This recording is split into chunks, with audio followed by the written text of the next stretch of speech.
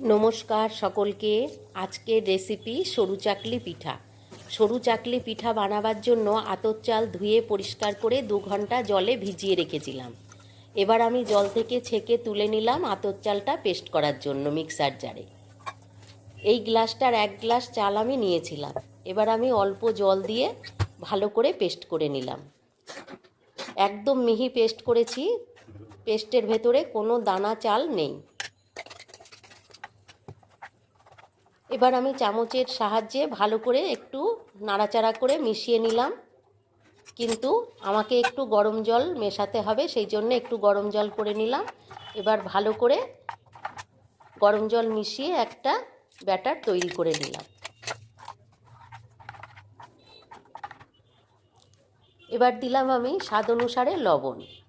আর ব্যাটারটা থিকনেসটা আপনারা একটু দেখে নেবেন চামচে কীরকম টাইপের ব্যাটারটা করলাম। এই যে 10 মিনিট চাপা দিয়ে রেখেছিলাম। 10 মিনিট বাদে আমি পিঠে করার জন্য প্যানটা ভালো করে গরম করে নিয়েছি। এবার একটু সাদা তেল ব্রাশ করে নিচ্ছি। এবার আমি একে একে পিঠেগুলো বসিয়ে দিচ্ছি।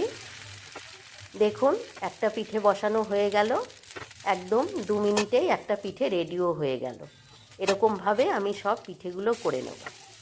এই পিঠেটা যখন আপনারা তৈরি করবেন তখন চাল বাটার সময় একটুখানি নারকেল কুড়ো দিয়ে দেবেন। আমার কাছে নারকেল নেই তাই আমি দিতে পারিনি কাঁচা নারকেল। তাহলে আপনারা নারকেল দিয়ে করলে আরও বেশি টেস্ট হবে। শীতকালে তো অনেক রকম পিঠে আপনারা খান।